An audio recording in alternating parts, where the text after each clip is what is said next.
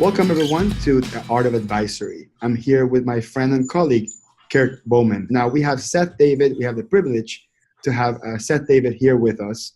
And Seth is from a company called Nerd Enterprises, and which is one of Seth's claim to fame. One of Seth's focus in the way he portrays himself and his company is to create high quality technical content for his clients and other colleagues. So Seth, let me ask you the first question, if you don't mind. Tell me about how you got started with creating content. So before you get started, for the few people living under a rock that have never heard of Seth before, Seth was one of the first accounting professionals that focused 100% of his marketing, and it may have been a fluke, so I'll ask you about that, Seth, whether that was for marketing purposes or not, on creating content, articles, how-tos, and videos in YouTube.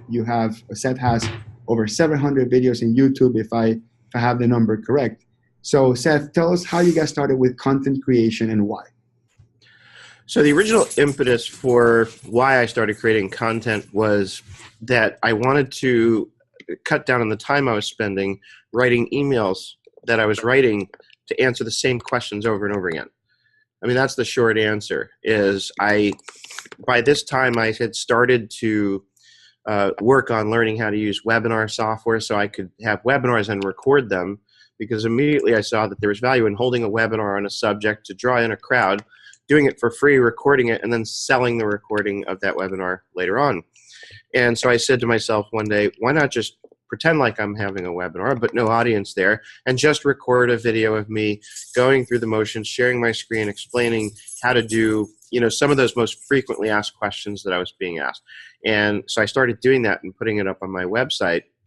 And then eventually an internet marketing consultant I had hired suggested that I start putting these videos on YouTube. And it was probably the best advice I had gotten in my entire career to this day. So you're putting them up on YouTube. What was the immediate change that you saw just from publishing them on that platform? Well, it saved me a lot of trouble. I was able to now, the next time I got the question that a video I had done answered, I was able to just shoot them a link and say, here, watch this video, it'll answer your question. And I started, every time I would put up a new video, I would post the link up on my website and say, here's this week's video on how to record an NSF check in QuickBooks. And I would just put that link up there. But that was the only place it was going originally, like I said, until somebody suggested I start putting them up on YouTube. And then, of course, having them up on YouTube drew in traffic that I didn't expect or even count on getting. And lo and behold, not only was it a great resource that saved me time, it turned out to be a great marketing tool to draw in people who would see the videos and then want to hire me to help them more. And Seth, so if I'm understanding this correctly, you started this as a journey to simplify or help the communications with your clients that were already asking technical questions on how to do something, and it simply just became a library, a how-to library for your current clients. I would love to understand what impact that had on new clients or growing your business from a marketing point of view.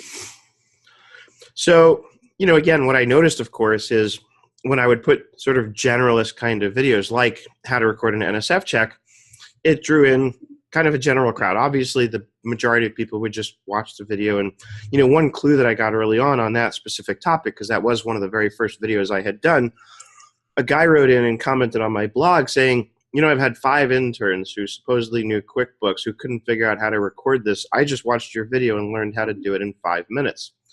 So as soon as I got that kind of feedback, and as more of that kind of feedback came in, it occurred to me that there was something to this, that maybe I was actually good at explaining how to do things. I didn't see myself that way necessarily in the beginning.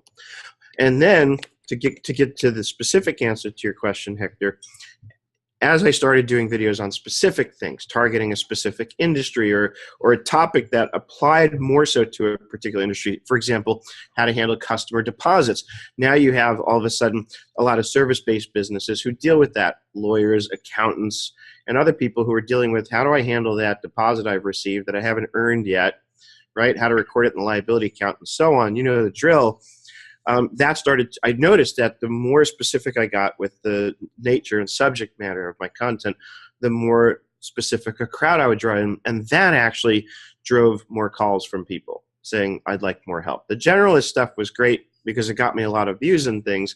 But the stuff that really converts, I learned early on, is the stuff that's aimed at something very specific and an audience that has a very specific need. So Seth, you've been doing the videos on YouTube for how long now? I started my channel, I think, somewhere around 2008, which is kind of when I started all social media. That's when Facebook and Twitter were still basically new. You know, prior to that, Facebook was available, as you may recall, only to college students.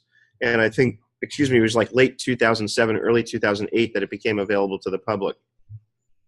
So if you were starting over, essentially giving advice to yourself back then based on what you've learned, or if somebody even watching this says, you know what, this style of marketing makes sense, I'd like to try it, what advice would you give to somebody just starting out?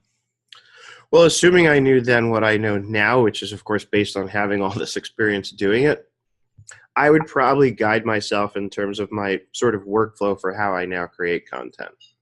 You know, and I would suggest to myself that I get more focused on, as I was sort of alluding to a couple of minutes ago, very specific target areas. You know, and last year I started producing content specifically for real estate brokers and agents. And guess who started calling and hiring me for more help, right?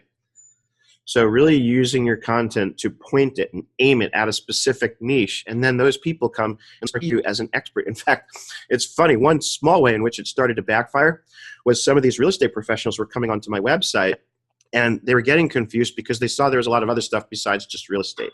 You know, so I had to explain to some people that real estate is definitely very much a specialty of mine, but it's not the only thing I do.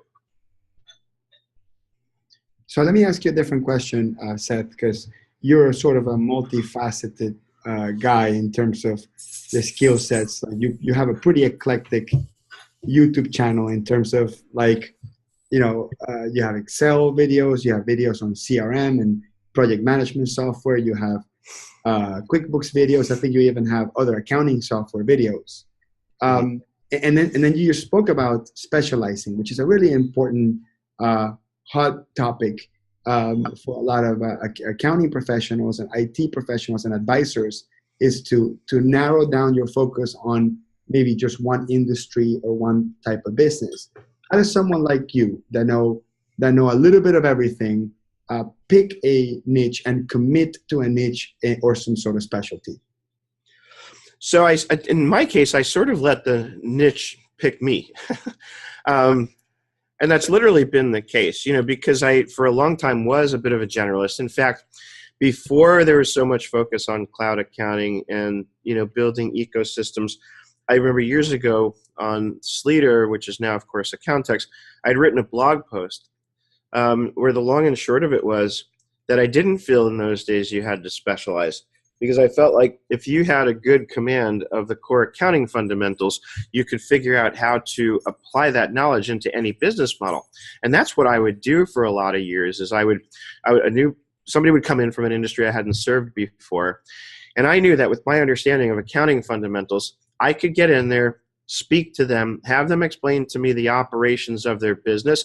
And while they're explaining that to me, in my mind, I'm going through the accounting flow and how does a sale get made and how does the money come in and how does, so especially because I had a very deep understanding of debits and credits, the most fundamental part of bookkeeping and accounting, I could literally figure out from hearing somebody describe their business workflow how to do the accounting for it. So for that reason, early on, I felt you did not need to specialize. When we got into this cloud world and we start having to use all these different apps, that's when I changed my opinion and said, you know, now you do need to specialize, because there would be too much to learn, you know, if you tried to be a generalist in this world. So, you know, again, going back to your specific question, I let the niche pick me. Real estate fell into my lap because it's something I had done. I had built a website out there on how to do accounting for property management concerns, but that drew in a lot of other real estate professionals like brokers and agents. And long story short, a mutual friend of mine and another colleague introduced me to a client who's a real estate broker in Beverly Hills. I got into his stuff. I cleaned up his books. I started training him to read his balance sheet and P&L because he wasn't doing that before. And lo and behold, I realized I had an opportunity here. In fact, that was when I made the decision to start putting an emphasis on growing a consulting arm for Nerd Enterprises, because I said, with all this knowledge I have and everything I'm teaching others to do, I should be drinking my own Kool-Aid and speaking from actual experience, not just speaking from theory, right? In other words, have my own clients and actually be doing the work as I go out and, claim to be able to teach others how to do it.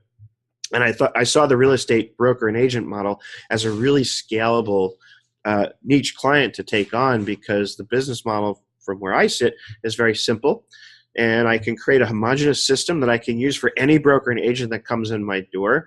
And with QuickBooks Online and Slack and Smartsheet, basically between those three tools right there, I can make it happen and build the system, and I can automate so much that it's like a no-brainer. It was a no-brainer to me. Go into real estate.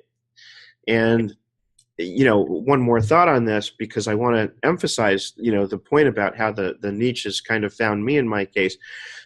Because after that experience, I started looking to grow that, made the mistake of taking on a client who didn't fit that mold, didn't work out, parted company with the client, because there was a very different kind of business model, which introduced complexities I really wasn't prepared to take on, nor was my system or pricing built around these complexities. So it didn't work. Then I get earlier this year, at the very beginning of this year, a guy pounding on my door saying, I've been watching your videos for years, and I don't see a lot on e-commerce, but I've been through several accountants. None of them seem to know what they're doing. They're all making a mess of my books, and I really want you to help me. And I shied away. And I said, it's not really what I specialize in. It's not my area. Yes, I'm sure I could figure it out, but it would take me a while, and on and on and on. And then I started shopping around, asking people for referrals to others who were experts in e-commerce, and I started to have the same experience, which was every one of these people is up to their eyeballs in work, and they don't have time to take anything on.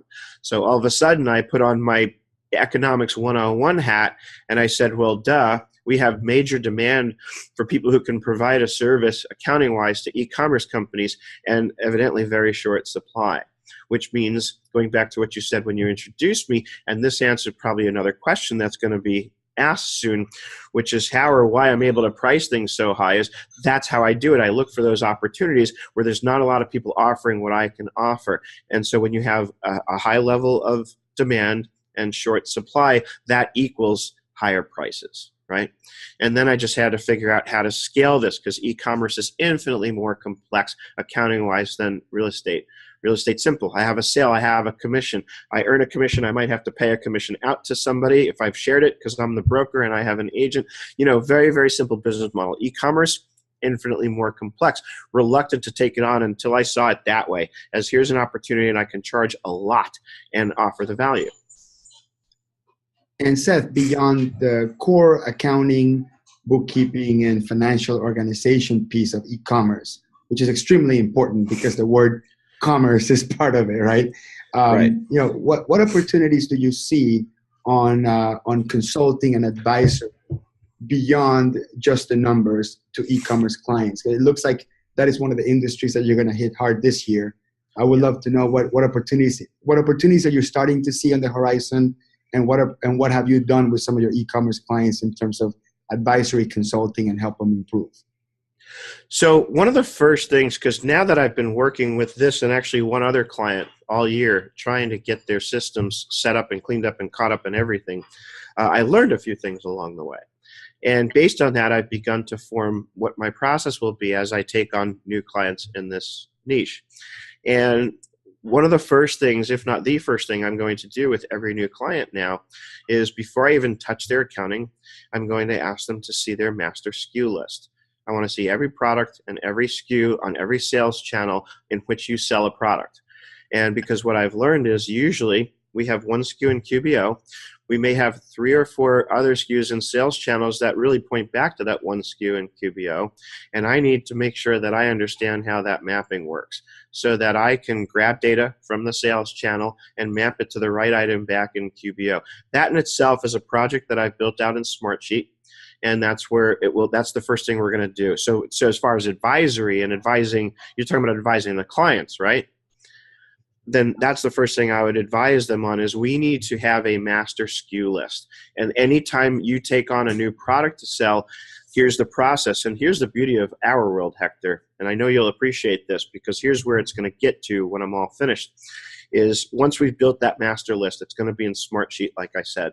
And then we're going to have a procedure, right? So I'm going to say, hey, client, here's the procedure. You've just decided you're going to start selling Huggies diapers on your website.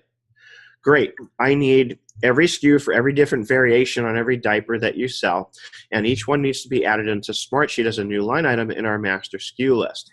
Now, initially, my procedure was going to be, and to some extent still is, that Smartsheet will send me an alert and let me know the minute a new product has been added so I can make sure it gets added into QBO timely so they can get invoices out or do whatever they need to do. But now, enter Zapier. I'm going to configure Zapier that when a new line item is added into this project in Smartsheet, add the new product into QBO for me. And I paid for the upgraded Zapier plan, so these zaps will happen within 5 minutes anytime they add the new item into Smartsheet. Now, I haven't tested if I can push through all of the detailed information from Zapier to QBO, but I suspect I can. If not, I'll push through what can be pushed through, and then also have Zapier create an alert in Active Collab, which is my main project management tool or task management tool that I use, to remind me to then go in there and actually add in whatever information, it wasn't automatically added in. So it's processes, and then explaining to the client those processes and advising them on how to make sure we don't create a mess. Seth, it's interesting, your point earlier about how the niche found you, yet in your own mind as a professional, you're like, well, I know the accounting pro, therefore I can apply it to any business problem. But realizing that's the conversation in your head. That's not the conversation in the customer's head. And so as I'm listening to you describe e-commerce, I'm going, well, if somebody stumbles across this part of this video and they have an e-commerce store, they could reach out contacting you. In fact, we could pull out that segment, how you just described creating the master SKU list, and that could be a marketing video.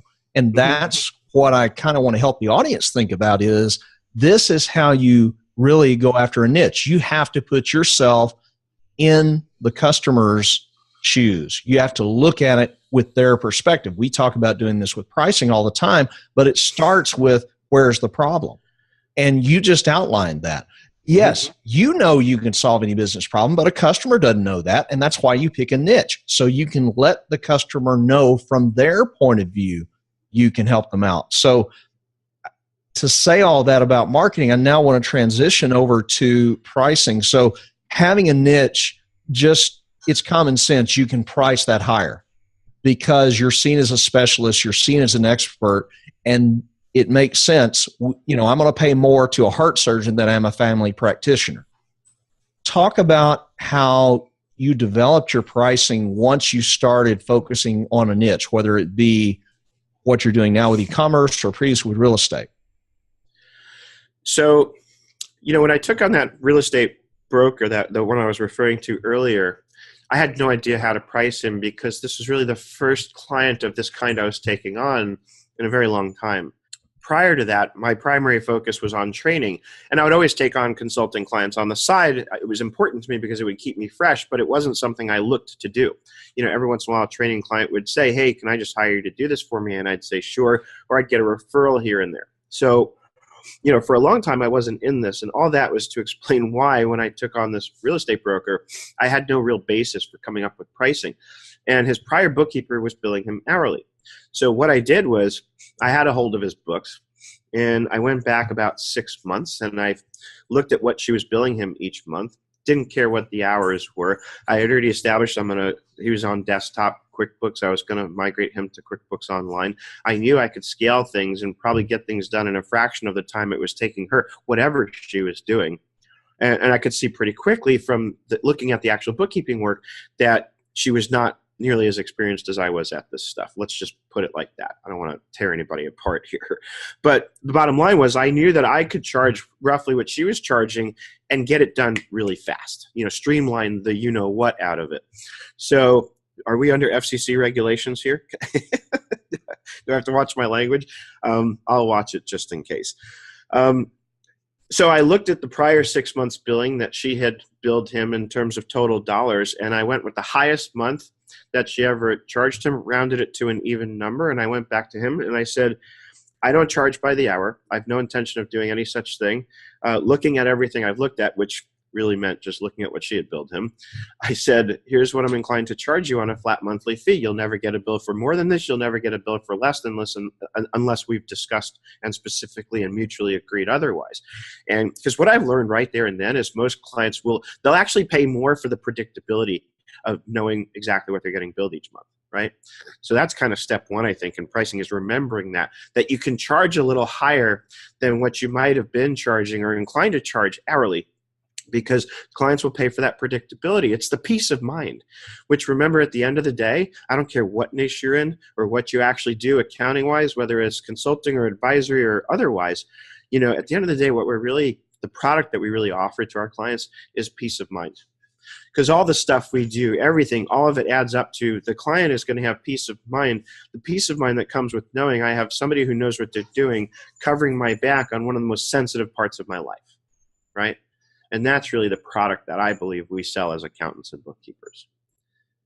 So, approaching the pricing, that's how I did my first one.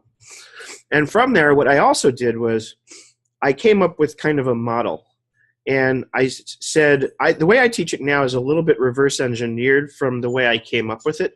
But essentially what I said was, I want X number of clients in at an average of this amount of monthly revenue. And I did the math on that. And it came out to, let's just call it 2 million in annual revenues just from this consulting arm that I'm trying to build. And from there, I said, what am I willing to offer at this average monthly rate? What services am I willing to provide? So at the end, and the way I like to explain my approach to pricing, there's a ton of overlap between what we call quote unquote value pricing, but I have my own spin on it, which I like to call power pricing, because I like to say that the power is in my hands as the consultant to decide what gets me excited to do the work. And so when I backed into my pricing and my services that I'd offered this way, I could look at the list of things I'm going to do each month for the client, compare that with what I was inclined to want to charge each month, and say, you know what? I can scale this all day long and build the systems and streamline this to a point where most of these clients at the average middle rate will take probably no more than about an hour a week just to babysit the bank feeds and massage the data and make sure everything's going where it should go, and then run and review some reports. Once in a while, it'll take a little longer than an hour a week, and I don't care, because the way I'm building this, there's so much room in there in terms of how I can scale this, that I don't care if one month I have to spend 10 hours in 1 week with the client, because most weeks it's substantially less than that. So time is our most valuable resource. So no, we don't want to bill by the hour, but we do have to mind where our time is being spent, right? So that was my goal, was to be able to build a system and a pricing plan and the services that we offer around a process that enables me to scale it really well. And so I know when I take on a new client, the first 1 to 3 months, depending on the industry and the situation, is going to be very front loaded, because I'm going to be spending a lot of time digging in deep, reconciling every transaction to the penny, no plug numbers. In an e-commerce concern, I'm going to reconcile every single sales channel, every single sale to the penny, every dollar of fees. I want to know exactly where it goes and how it's being mapped from the website through WebGility or whatever we're using. And I don't use undeposited funds. I learned that that's a mess, because it becomes a big dumping ground for all of your payments from every sales channel. So, instead I built a system, and this is another advisory thing that I've guided the clients on, although really once they've hired me, it falls back on me to handle this anyway. But they like knowing that this is my process, where each sales channel has its own merchant clearing account on the balance sheet. And we run all the sales through that, and all the transfers of funds that go into the bank account come through that same clearing account. And I bring this up to explain, how we build these processes, and to make the point that in the beginning, it's very front loaded. So in the beginning, if I'm new and if I've just switched, let's say from hourly to, let's just call it flat rate pricing, then I'm going to be concerned with how many hours I'm going to have to spend earning that money, and what's my effective hourly rate, because I know we have a hard time divorcing ourselves from that kind of thinking. And so if I were to look at it from that point, and I say this for the sake of illustration, I'm going to lose a lot of money in the first 1 to 3 months, mostly in the first month. But what happens is, as I build these systems and start scaling things, by month 3 and beyond, I have it so streamlined that I have economies of scale. And now, of course, it's taken me a very small fraction of the time that I might have had to spend in the beginning to earn the money that I'm earning based on what I've agreed to with the client. Well, Seth, there's so much, so much to unpack there from what you've mentioned there. So I want to roll it back a little bit and maybe talk about some of the things that you mentioned. That you mentioned so many things that I want to unpack a couple. So when you were talking about no problem. When you were talking about QBO, we're talking about QuickBooks Online, and this is a terminology that most accountants just get accustomed to just saying QBO. So you're talking about QuickBooks Online, and you endorsed or emphasized that the best way to be effective is to work with a cloud-based accounting system, and QuickBooks Online is the one that you mostly use, correct? Correct. Okay. Now you mentioned something called Zapier. Okay. Mm-hmm. So Zapier is an app that connects other apps together and transfers information between them. You mentioned that Zapier is one of the tools that you use on the back end to take data from one source, like a spreadsheet or Smartsheet, and we'll talk about Smartsheet in a second, and transfer it to QuickBooks so no physical human being has to do this by hand, correct? Correct. And to be very clear, Zapier is the newest tool. I've just started to implement it. Okay. And talk about Smartsheet real quick for the folks that don't know what Smartsheet is. So Smartsheet, just the way I like to explain it, think spreadsheet plus project management application features on steroids. That's the best way to succinctly sum it up. It's just that. It's an incredibly powerful project management tool. And I also mentioned Active Collab. So people wonder sometimes, well, why do you need two? And here's the basic difference, and I'll explain it, and it'll help explain what Smartsheet really is. Smartsheet is the one I'm going to use in most cases with clients to collaborate with them on the projects. And the reason for that is Smartsheet is incredibly customizable.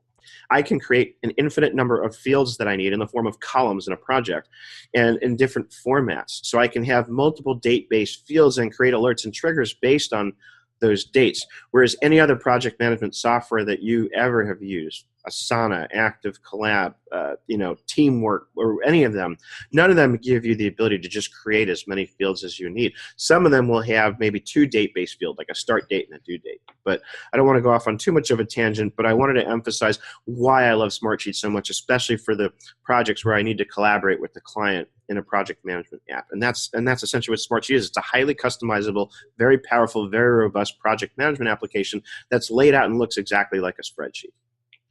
Okay, and just real quick, I want to bring Kirk into this because Kirk is a database programmer, and I believe, Kirk, your specialty is FileMaker, correct?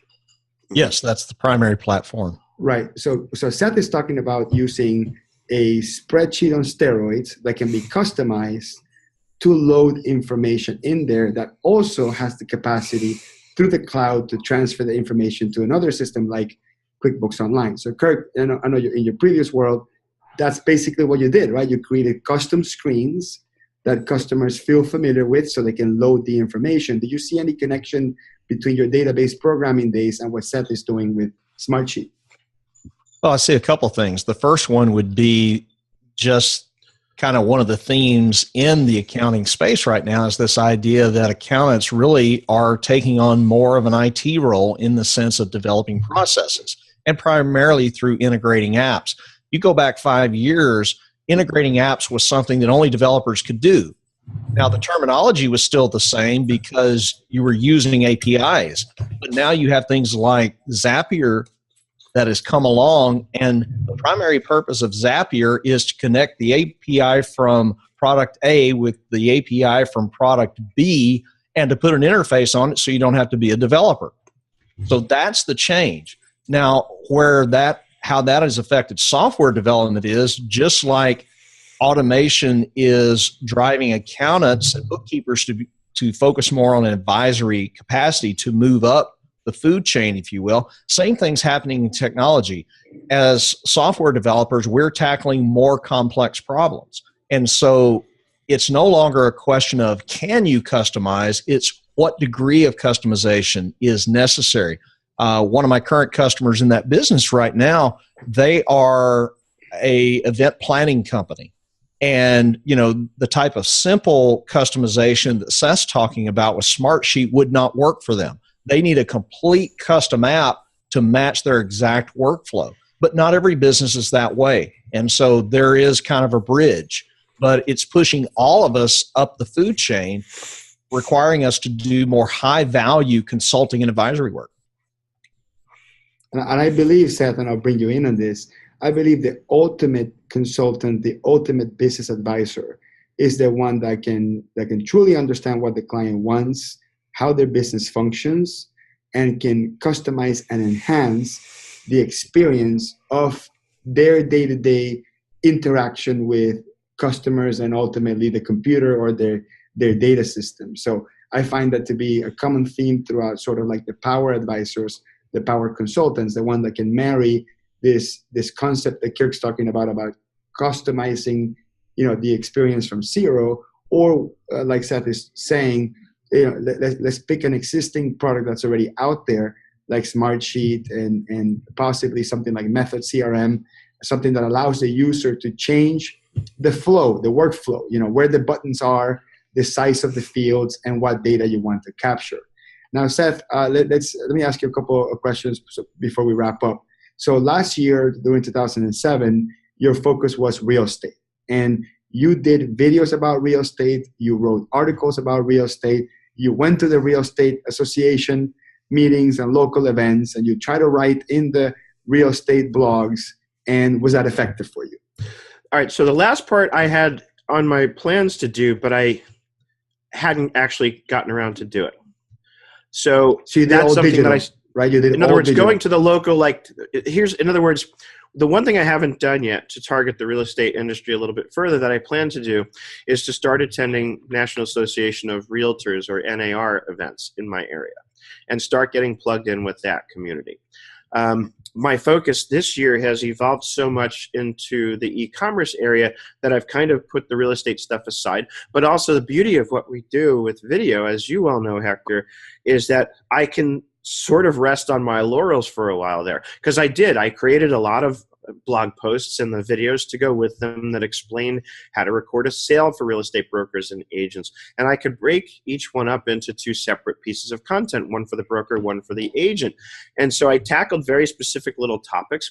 Then I held a webinar. And instead of charging for the webinar, I made it free because I knew that would just be another hour-long piece of content, which would get me traffic and get me more realtors who would want to hire me for more help. So I created a little mini mountain of content for real estate brokers and agents, and I'm able to rest and let that incubate, right? Because that's why I don't freak out when people say, well, what's the best time to publish something? Is it on a Wednesday at 9 a.m. or on a Thursday at 2 a.m.? And I'm like, I don't care. That's not my play. I'm not trying to leverage that incredible, a viral reaction the minute I publish something.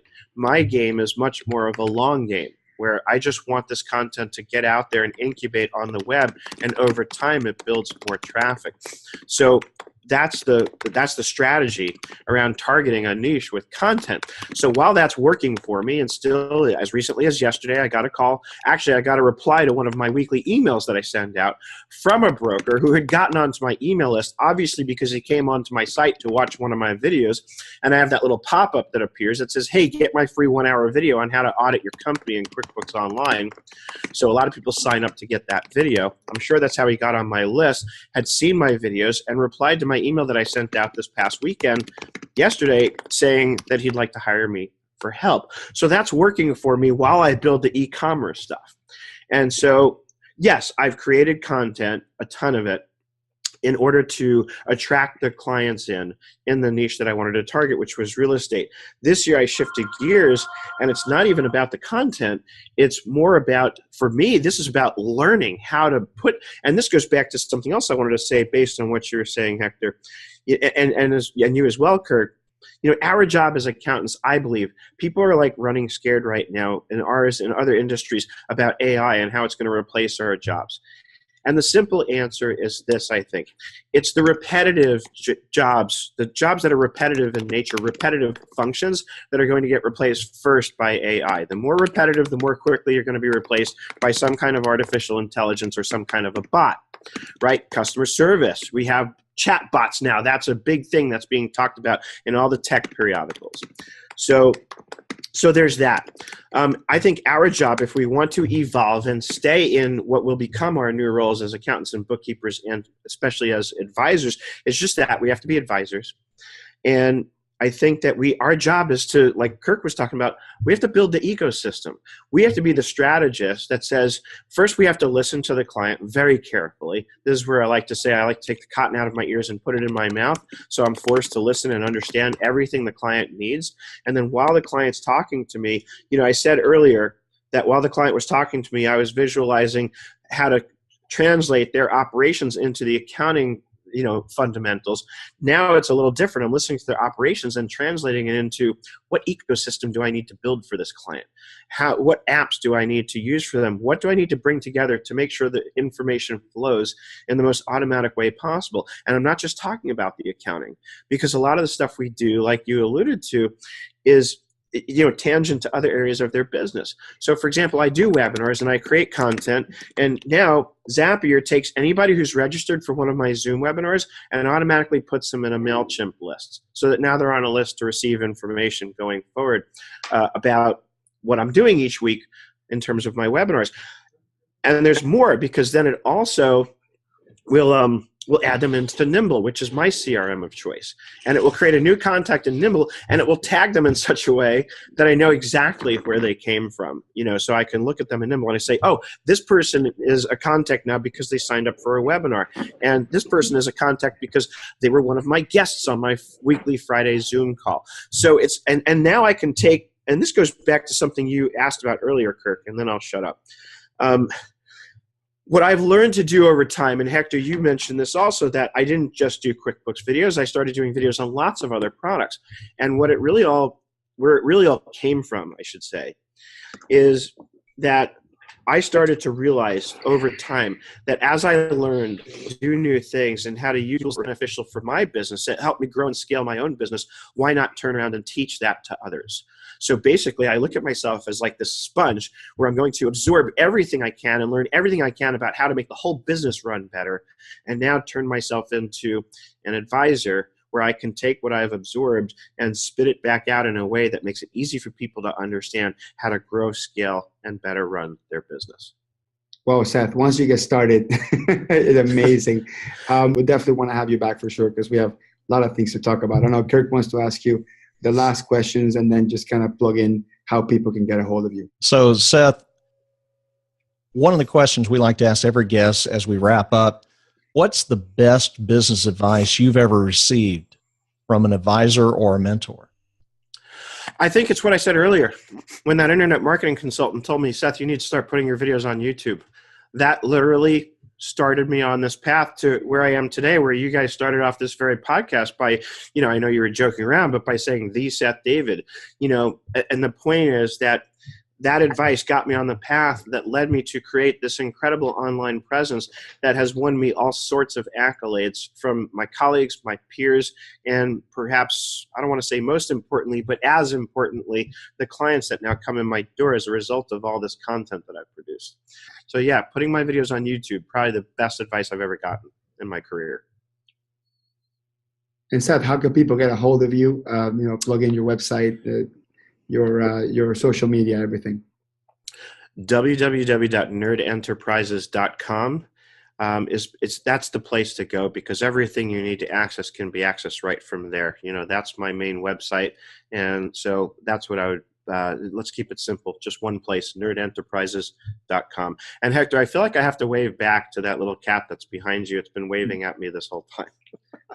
So real quick, I don't know if this is going to make it to the actual podcast, but we'll leave it on the video cast.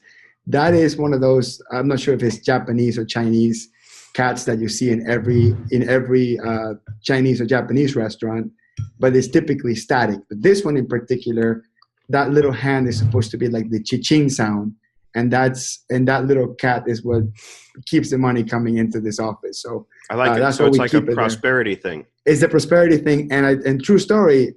We never had a check from a client bounce ever, and I don't believe in these things ever.